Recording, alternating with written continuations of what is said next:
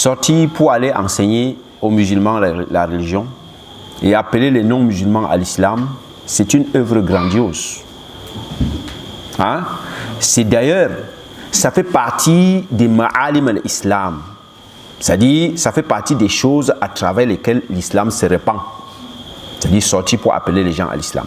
Mais il y a une condition pour sortir pour appeler les gens à l'islam. Il faut connaître cet islam-là que vous appelez les gens à ça. Hein?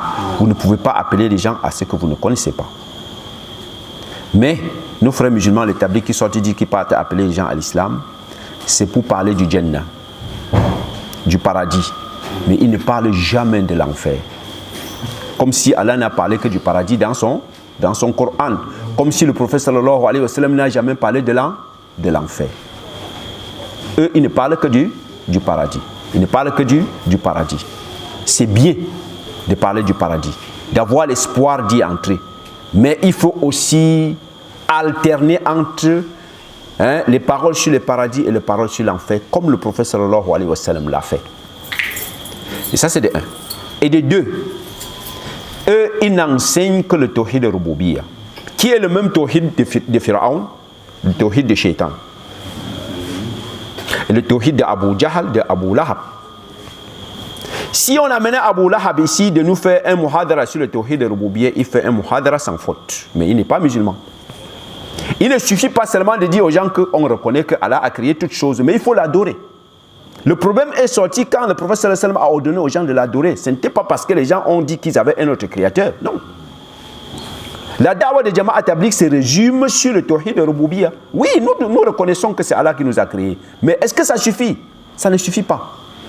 Parce que si ça suffisait, Allah Azza wa Jalla n'aurait pas ordonné au prophète sallallahu alayhi wa sallam de combattre les Ahl Makkah, les gens les Quraysh de Makkah.